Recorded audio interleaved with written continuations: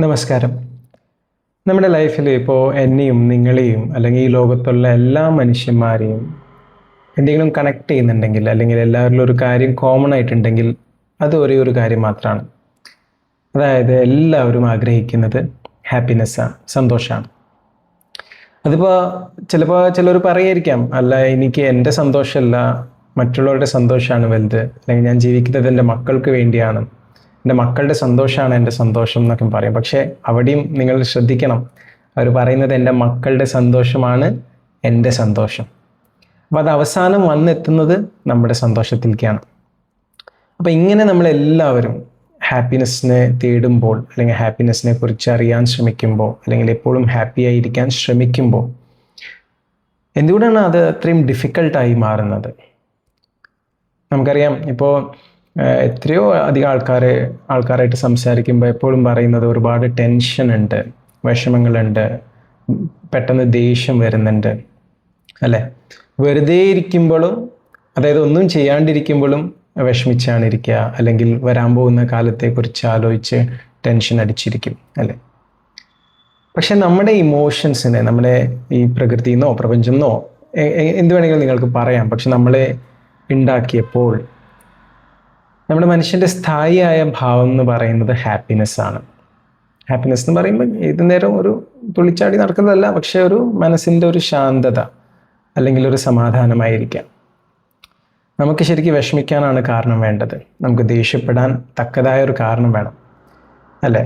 ഭയപ്പെടാൻ കാരണങ്ങൾ വേണം. പക്ഷെ സന്തോഷമായിരിക്കാൻ ശരിക്കും കാരണങ്ങളുടെ ആവശ്യമുണ്ടോ?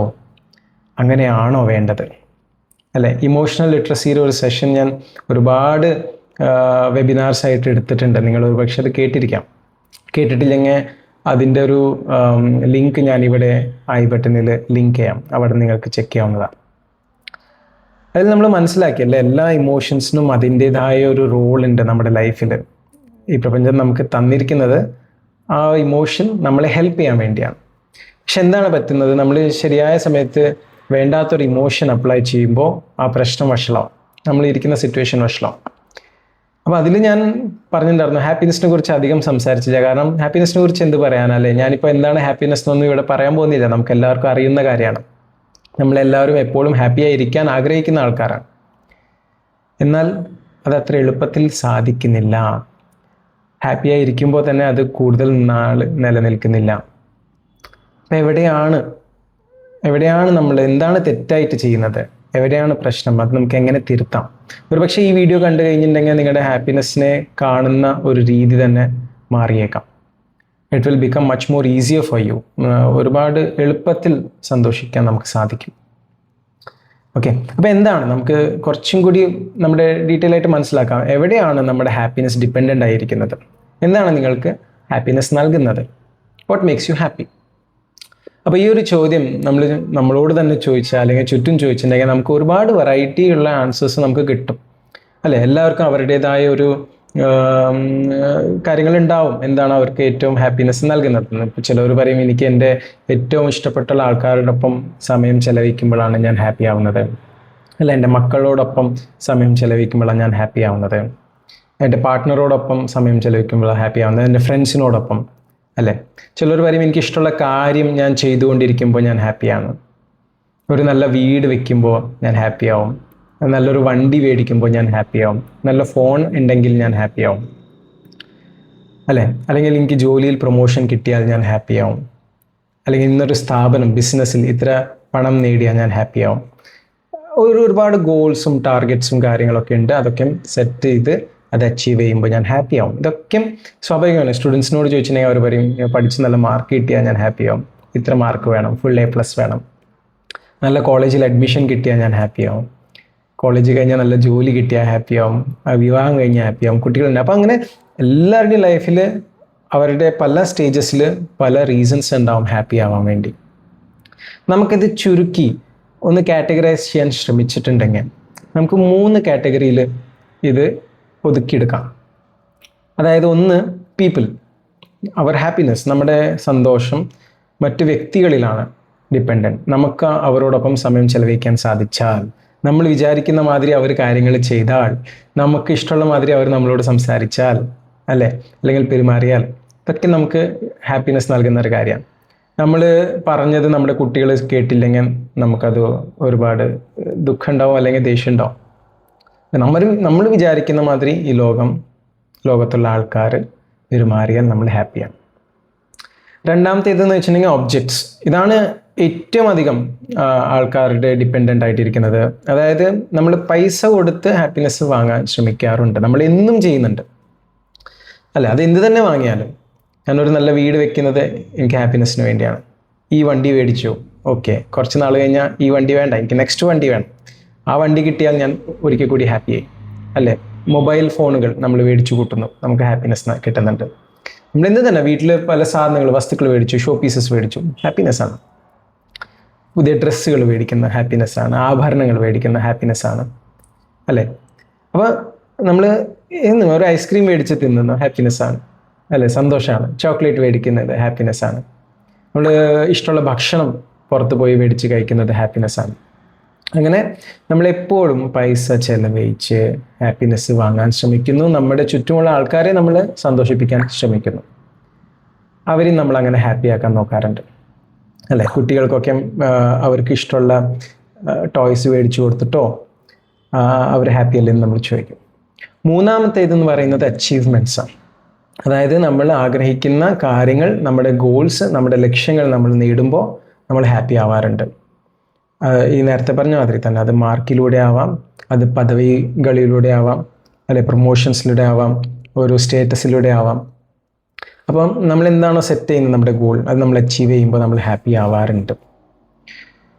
അപ്പോൾ ഇത് ശരിക്കും എവിടെ നിന്നാണ് ഇത് വരുന്നത് എന്ന് വെച്ചിട്ടുണ്ടെങ്കിൽ നമ്മുടെ ഒരു ഓൾഡസ്റ്റ് ബിലീഫ് സിസ്റ്റമാണ്. ചെറുപ്പം മുതലേ നമ്മളെ അങ്ങനെയാണ് പഠിപ്പിച്ചിരിക്കുന്നത്.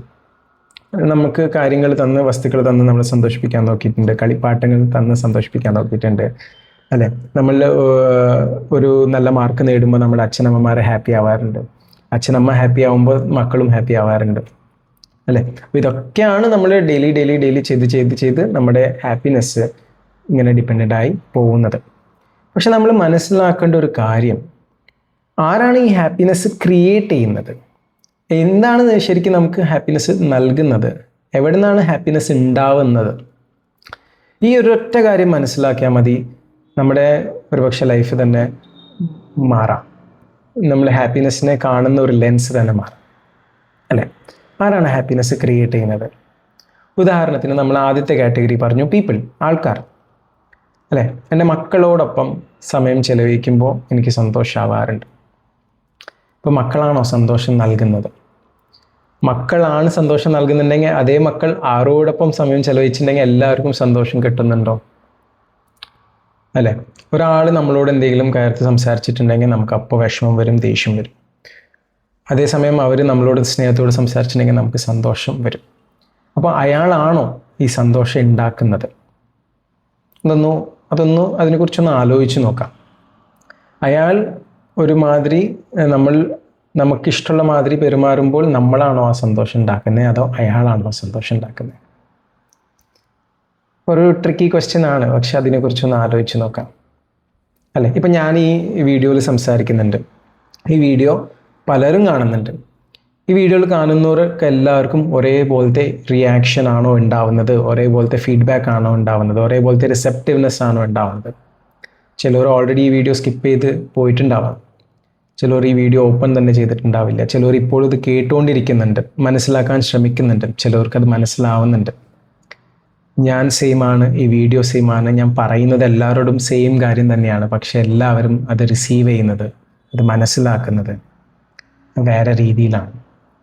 ചിലരിൽ ക്യൂരിയോസിറ്റി ഉണ്ട്, ചിലരിൽ ഹാപ്പിനെസ് ഉണ്ട്, ചിലരിൽ ബോർഡം ഉണ്ടാവും, പലതരത്തിലുള്ള റിയാക്ഷൻ ഉണ്ടാവും. അപ്പോൾ ആരാണ് അത് ക്രിയേറ്റ് ചെയ്യുന്നത്? നമുക്ക് രണ്ടാമത്തെ ഒബ്ജക്ട്സ്. ഏറ്റവും അധികം നമ്മൾ ഡിപ്പെൻഡൻ്റ് ആയിരിക്കുന്നത് ഒബ്ജക്ട്സ്, മെറ്റീരിയലിസ്റ്റിക് തിങ്സ്, വസ്തുക്കളിൽ നമ്മുടെ സന്തോഷം നമ്മൾ തേടുന്നു. നമ്മൾ പൈസ കൊടുത്ത് മേടിക്കുന്ന കാര്യങ്ങൾ. ഉദാഹരണത്തിന് ഒരു വണ്ടി മേടിച്ചാൽ ഞാൻ ഹാപ്പി ആവുമെന്ന് ഞാൻ പറയുന്നത്. ഇപ്പോൾ ലോകത്തിലെ ഏറ്റവും എക്സ്പെൻസീവായ വണ്ടി സപ്പോസ് ഞാൻ മേടിച്ചിട്ടുണ്ടെങ്കിൽ, അല്ലെങ്കിൽ നിങ്ങൾ മേടിച്ചു എന്ന് കരുതാം. അപ്പോൾ നിങ്ങൾ ആ വണ്ടിയിൽ ഇരിക്കുമ്പോൾ നിങ്ങൾക്ക് എന്താണ് തോന്നുന്നത്? നിങ്ങൾ പറയും ഞാൻ ഹാപ്പിയാണെന്ന് പറയും. അപ്പോൾ ശരിക്കും ആ വണ്ടി നമുക്ക് എന്താണ് നൽകുന്നത്? നമുക്കൊരു നല്ല കംഫർട്ട് നൽകുന്നുണ്ട് അല്ലേ. അടിപൊളി സീറ്റ്സാണ്, ലെതർ സീറ്റ്സാണ്, വെന്റിലേറ്റഡ് സീറ്റ്സ് ആയിരിക്കാം, എയർ കണ്ടീഷനിങ് സൂപ്പർ ആയിരിക്കാം, അല്ലെ നല്ല പവർഫുൾ എഞ്ചിൻ ആയിരിക്കാം, ടോപ്പ് എൻഡ് ഫീച്ചേഴ്സ് ആയിരിക്കാം, എല്ലാ കാര്യങ്ങളും ലേറ്റസ്റ്റ് ആയിട്ട് ഏറ്റവും എക്സ്പെൻസീവ് ആയ വണ്ടിയാണ്. അത് നമ്മൾ മേടിക്കുമ്പോൾ നമ്മൾ ഹാപ്പിയാണ്. ആദ്യം തന്നെ നമ്മൾ ചോദിക്കേണ്ട ഒരു കാര്യം, ആ ഹാപ്പിനെസ് എത്ര നാൾ നിലനിൽക്കും എന്നാണ്. ആ വണ്ടിയിൽ ഇരിക്കുമ്പോൾ എപ്പോഴും നമുക്ക് ഹാപ്പിനെസ് കിട്ടുമോ?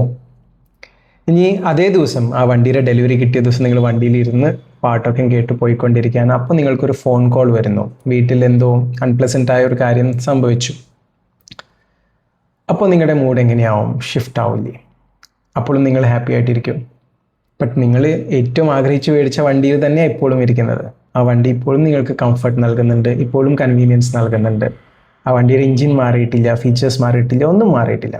പക്ഷെ നമ്മുടെ സ്റ്റേറ്റ് ഓഫ് മൈൻഡ് മാറും. അപ്പോൾ ആരാണ് ഈ ഹാപ്പിനെസ്സും ഈ സാഡ്നെസ്സും ഈ ഡിസപ്പോയിൻമെൻറ്റും ക്രിയേറ്റ് ചെയ്തത്? ആ വണ്ടിയാണോ നമുക്ക് ഹാപ്പിനെസ് നൽകുന്നത്? ആ വണ്ടി ഒരു നിർജീവ വസ്തുവാണ്. അതിന് ഒരിക്കലും ഒരു ഇമോഷൻ ക്രിയേറ്റ് ചെയ്യാൻ പറ്റില്ല, അല്ലേ? ഇപ്പോൾ ഞാൻ നിങ്ങൾക്കൊരു ജ്വല്ലറി ഗിഫ്റ്റ് ചെയ്യാണ്, ഒരു മാല നിങ്ങൾക്ക് ഞാൻ ഗിഫ്റ്റ് ചെയ്തെന്ന് വിചാരിക്കും, അല്ലേ?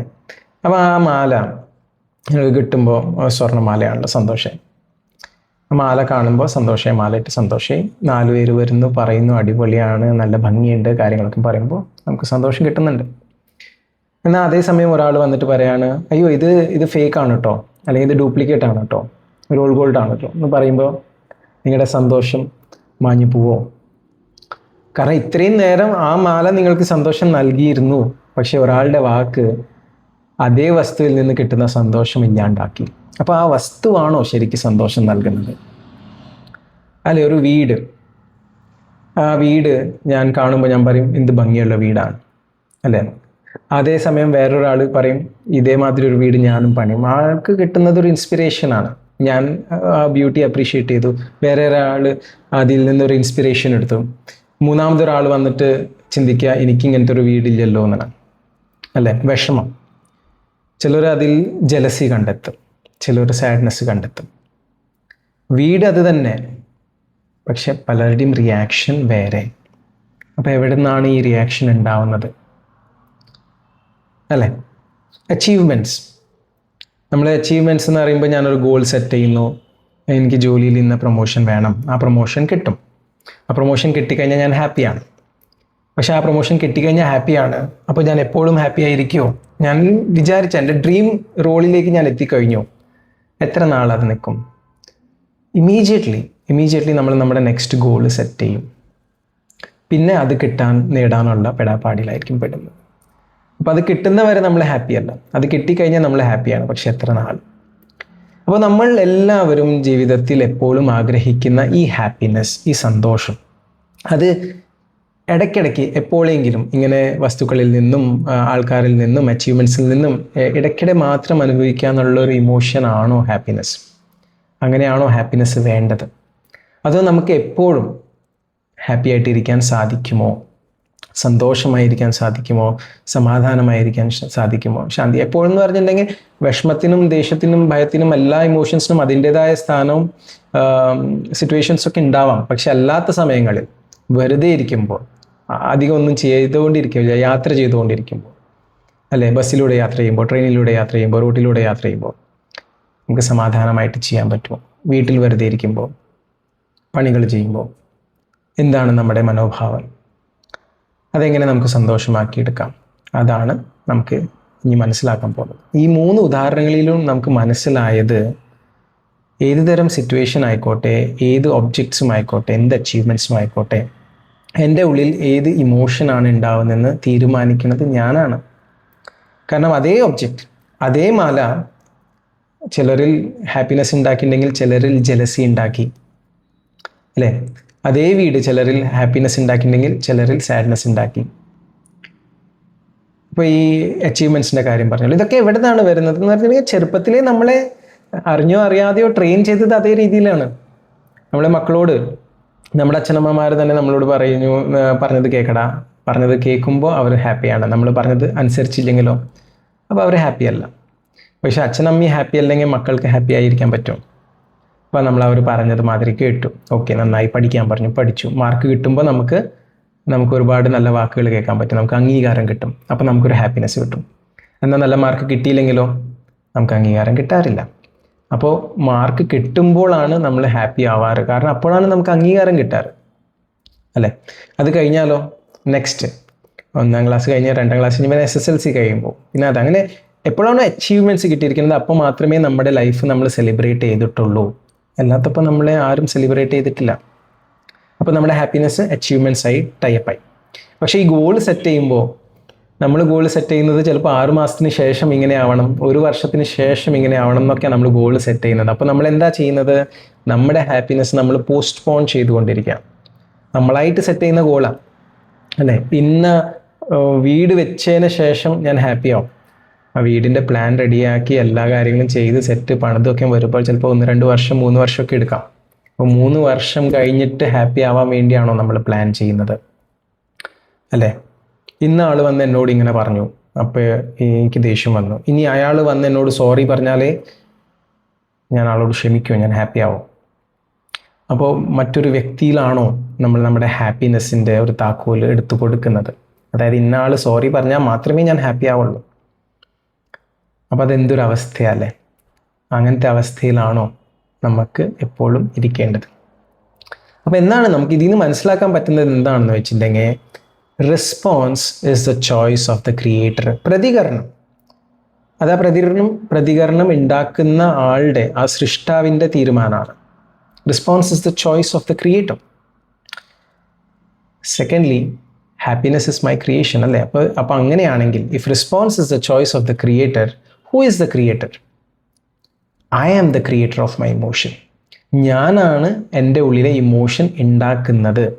ഒരു വസ്തുവിൽ നിന്ന്, ഒരു വ്യക്തിയിൽ നിന്ന്, ഒരു അച്ചീവ്മെൻറ്റിൽ നിന്ന്, അല്ലെങ്കിൽ ഏതൊരു സാഹചര്യത്തിലും എങ്ങനെ റെസ്പോണ്ട് ചെയ്യണം എന്നത് എൻ്റെ തീരുമാനമാണ്. ആ തീരുമാനം എനിക്ക് എടുക്കാൻ പറ്റും എന്നൊരു ബോധം നമുക്ക് ഉണ്ടാക്കിയെടുക്കണം. പലപ്പോഴും നമ്മൾ അറിയാണ്ടാണ് റിയാക്ട് ചെയ്ത് പോകുന്നത് അല്ലേ. ഒരു സാഹചര്യം വരുമ്പോൾ നമ്മൾ അങ്ങോട്ട് പൊട്ടിത്തെറിക്കും. നമ്മൾ ആലോചിക്കുന്നില്ല, നമ്മൾ ചിന്തിക്കുന്നില്ല, നമ്മുടെ ഉള്ളിൽ ആ അവെയർനെസ് ഇല്ല. അതുകൊണ്ടാണ് നമ്മളൊരു ഓട്ടോമാറ്റിക് ബിഹേവിയർ ആയിട്ട് മാറുന്നത്. നമ്മളൊരു മെഷീനിനെ പോലെയാണ്. ഒരാൾ വന്നൊരു ട്രിഗർ നമുക്ക് നൽകിയിട്ടുണ്ടെങ്കിൽ അപ്പോൾ നമ്മൾ പൊട്ടിത്തെറിക്കും അല്ലേ. അങ്ങനത്തെ ഒരു ലൈഫ് സ്റ്റൈലായി മാറി. എന്താണ് നമ്മളിലും ഒരു മെഷീനിലും ഉള്ളൊരു വ്യത്യാസം എന്താണ്?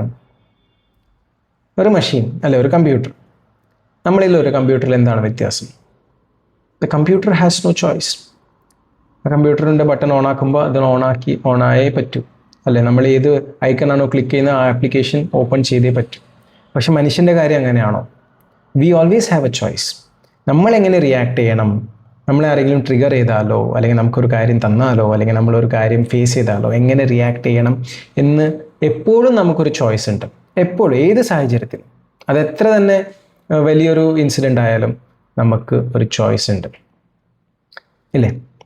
കാരണം ഇപ്പോൾ ഉദാഹരണത്തിന് ഒരു ഫെയിലിയർ, ഒരു കുട്ടി ഒരു പരീക്ഷയിൽ തോറ്റു. അപ്പോൾ പിന്നെ നമ്മൾ ആ ന്യൂസൊക്കെ കേൾക്കാറുണ്ടല്ലേ. ഇപ്പോൾ പരീക്ഷയിൽ തോറ്റു കഴിഞ്ഞാൽ ചിലപ്പോൾ ചില കുട്ടികൾ ആത്മഹത്യ വരെ ചെയ്യാറുണ്ട്. പക്ഷേ ഈ ഒരു വിഷയത്തിൽ അല്ലെങ്കിൽ ഒരു ക്ലാസ്സിൽ തോറ്റ എല്ലാ കുട്ടികളും ആത്മഹത്യ ചെയ്യാറുണ്ടോ? അപ്പോൾ എന്തുകൊണ്ടാണ് അത് സംഭവിക്കുന്നത്? അപ്പോൾ അത് എവിടെ നിന്നാണ്? അത് കൂടുതലും ഞാനിതൊരു സ്റ്റാറ്റിസ്റ്റിക്കലി പറയുന്നതല്ല, ബട്ട് മോർ ഇമ്പോർട്ടൻ്റ്ലി മാർക്കിനേക്കാൾ കൂടുതൽ അച്ഛനമ്മമാരെ ഫേസ് ചെയ്യാനുള്ള ബുദ്ധിമുട്ട് കാരണമാണ് പിള്ളേർ അങ്ങനത്തെ ഒരു കടുങ്കൈ ചെയ്യുന്നത്. കാരണം അവരുടെ ഹാപ്പിനെസ് തകർന്നു പോയല്ലോ. അവരുടെ ഹാപ്പിനെസ്സാണ് മക്കളുടെ ഹാപ്പിനെസ് ആയിട്ട് മാറുന്നത്. അപ്പം ഇതുമാതിരി തന്നെയാണ് നമ്മുടെ ഹാപ്പിനെസ് ഒരുപാട് ഡിപ്പെൻഡൻസി വെച്ച് കൊടുത്താൽ, ഇന്ന ആളുടെ സന്തോഷത്തിലാണ് എൻ്റെ സന്തോഷം, ഇന്ന കാര്യത്തിലാണ് എൻ്റെ സന്തോഷം എന്ന് നമ്മുടെ മനസ്സിൽ അത് ഫ്രെയിമായി കഴിഞ്ഞാൽ അതനുസരിച്ചായിരിക്കും നമ്മുടെ ഹാപ്പിനെസ് ലെവൽ ഡിപ്പെൻഡ് ആവുന്നത്. ഹാപ്പിനെസ് ഇസ് മൈ ക്രിയേഷൻ അല്ലേ. എങ്ങനെ റെസ്പോണ്ട് ചെയ്യണം? ഒരു മെഷീനിന് ആ ഒരു ചോയ്സ് ഇല്ല, പക്ഷെ നമുക്കൊരു ചോയ്സ് ഉണ്ട്. നമ്മളൊരാൾ വന്ന് ഇപ്പോൾ വണ്ടി ഓവർടേക്ക് ചെയ്തു, കട്ട് ചെയ്ത് പോയി, ഒരു അപകടത്തിൽ നിന്ന് രക്ഷപ്പെട്ടു. ആ ഒരു സാഹചര്യത്തിൽ ആ പോയ ആളെ തെറി വിളിക്കണോ, അതോ നമ്മൾ രക്ഷപ്പെട്ട കാരണം ദൈവത്തിനോട് നന്ദി പറയണോ എന്നൊരു ചോയ്സ് അത് നമ്മുടെയാണ്. കാരണം എല്ലാവരും ഒരേപോലെ റിയാക്ട് ചെയ്യുന്നില്ല. അപ്പോൾ ആ വ്യക്തിയല്ല റിയാക്ഷൻ ഉണ്ടാക്കുന്നത്, നമ്മുടെ ഉള്ളിലെ റിയാക്ഷൻ നമ്മൾ തന്നെയാണ് ഉണ്ടാക്കുന്നത്. ഈ ഒരു കാര്യം, ഒരൊറ്റ കാര്യം നമ്മൾ മനസ്സിലാക്കിയെടുത്താൽ മതി, നമ്മൾ ലൈഫിനെ ഫേസ് ചെയ്യുന്ന ഒരു രീതി, ഒരു പെർസ്പെക്റ്റീവ്, ആ കാഴ്ചപ്പാട് തന്നെ മാറിക്കിട്ടും. ഒരു വ്യക്തിക്കും നമ്മളെ ദേഷ്യപ്പെടുത്താൻ കഴിയില്ല, ഒരു വ്യക്തിക്കും നമ്മളെ സങ്കടപ്പെടുത്താൻ കഴിയില്ല, ഒരു സാഹചര്യത്തിനും നമ്മളെ സങ്കടപ്പെടുത്താൻ കഴിയില്ല നമ്മുടെ അനുവാദമില്ലാതെ. ഒരിക്കലും സങ്കടപ്പെടരുത് എന്നല്ല ഞാൻ പറയുന്നത്, പക്ഷെ നമ്മുടെ അനുവാദമില്ലാതെ മറ്റൊരാൾക്കും മറ്റൊരു സാഹചര്യത്തിനും നമ്മുടെ ഉള്ളിൽ ഒരു ഇമോഷൻ ട്രിഗർ ചെയ്യാൻ സാധ്യമല്ല. ഇപ്പോൾ അത് നടന്നുകൊണ്ടിരിക്കുന്നുണ്ട്, പക്ഷെ അത് അൺകോൺഷ്യസ്ലിയാണ് നടക്കുന്നത്. നമ്മൾ അറിഞ്ഞല്ല അത് ചെയ്യുന്നത്. പക്ഷേ ഇനി മുതൽ നമുക്കത് ചെയ്യാൻ പറ്റും. ആ ഒരു അവെയർനെസ് നമുക്ക് നമ്മുടെ ഉള്ളിൽ ഡെവലപ്പ് ചെയ്തെടുക്കാൻ പറ്റും. ഇത് സാധിക്കും. അതിന് ഒരുപാട് ടൂൾസ് ഉണ്ട്, ഒരുപാട് പ്രാക്ടീസസ് ഉണ്ട്, അല്ലേ? നമ്മൾ മൈൻഡ്ഫുൾനെസ് എന്നൊക്കെ പറയല്ലേ, മൈൻഡ്ഫുൾനെസ് ഉണ്ട്, മെഡിറ്റേഷൻ ഉണ്ട്, ഗ്രാറ്റിറ്റ്യൂഡ് ഉണ്ട്, ഒരുപാട് ടൂൾസ് ഉണ്ട്. പക്ഷേ ഇന്നത്തെ ഈ വീഡിയോയിൽ ഞാൻ പറയാൻ ആഗ്രഹിക്കുന്നത് ഇത്ര മാത്രമാണ്: response is the choice of the creator. നിങ്ങൾ എങ്ങനെയാണോ റെസ്പോണ്ട് ചെയ്യുന്നത് അത് നിങ്ങളുടെ ചോയ്സാണ്, നിങ്ങളുടെ തീരുമാനമാണ്. And happiness is your creation. സന്തോഷം നിങ്ങളുടെ സൃഷ്ടിയാണ്. നിങ്ങളാണ് നിങ്ങളുടെ സന്തോഷത്തിൻ്റെ സൃഷ്ടാവ്. ഞാനാണ് എൻ്റെ സന്തോഷത്തിൻ്റെ സൃഷ്ടാവ്. Happiness is my creation. ഈ ഒരു കാര്യം ഒരു മന്ത്രം പോലെ നമ്മുടെ ഉള്ളിൽ ഉണ്ടാവണം. നമ്മളത് മനസ്സിലാക്കണം. അത് എന്താണെന്ന് പറയാം, അത് നമ്മുടെ ഒരു ഡിഫോൾട്ട് സ്റ്റേറ്റായി മാറണം.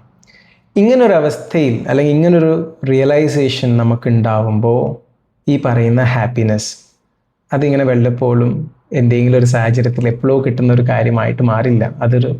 ഒരു പെർമനൻ്റ് ആവും, ശാശ്വതമാവും, അല്ലേ? It will come naturally to you. കാരണം you are deciding how to respond.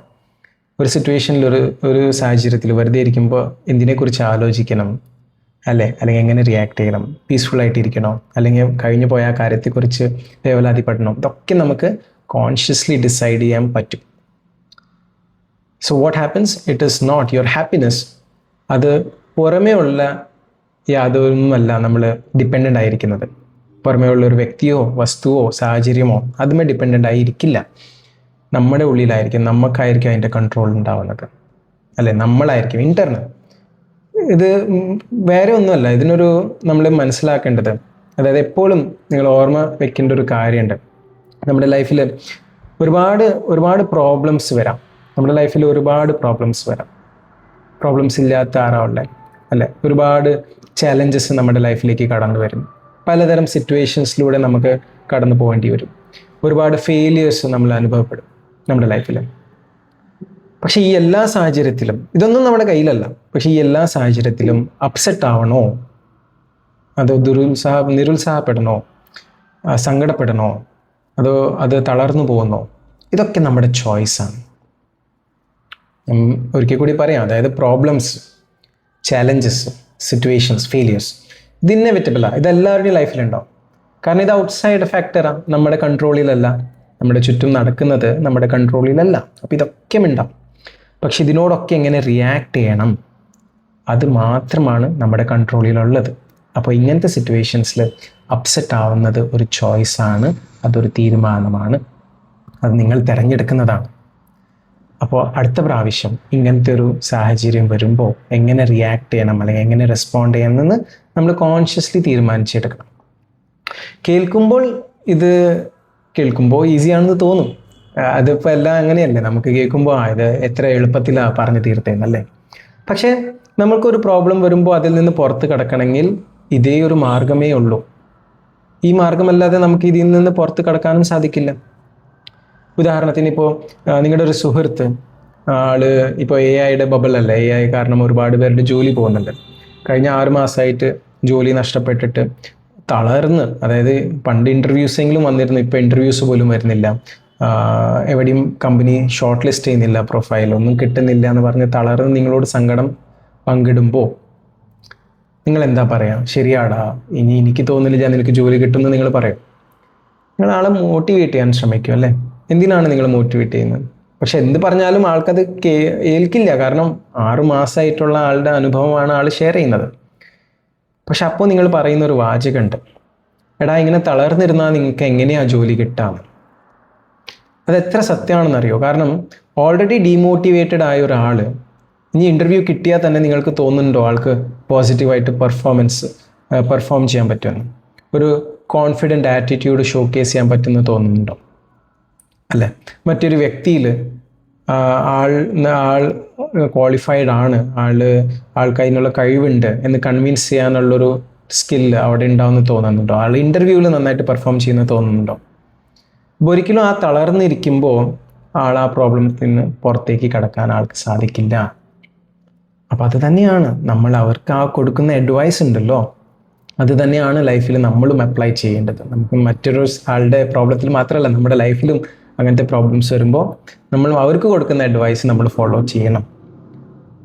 Upset ആയിരുന്ന, വിഷമിച്ചിരുന്ന, ഡിപ്രസ്ഡ് ആയിരുന്ന, അല്ലെ ഡിസപ്പോയിൻറ്റഡ് ആയിരുന്ന ഒരു പ്രോബ്ലത്തിൽ നിന്ന് പുറത്ത് കടക്കാൻ നമുക്ക് സാധിക്കില്ല. Being upset is a choice, അല്ലേ? But getting out of it is also a choice. അപ്പം എങ്ങനെ റെസ്പോണ്ട് ചെയ്യണം എന്ന് നമ്മുടെ തീരുമാനമാണ്. അത് നമ്മളാണ് ക്രിയേറ്റ് ചെയ്യുന്നത്. ഞാൻ ഒരിക്കൽ കൂടി റിമൈൻഡ് ചെയ്യട്ടെ, response is the choice of the creator and I am the creator.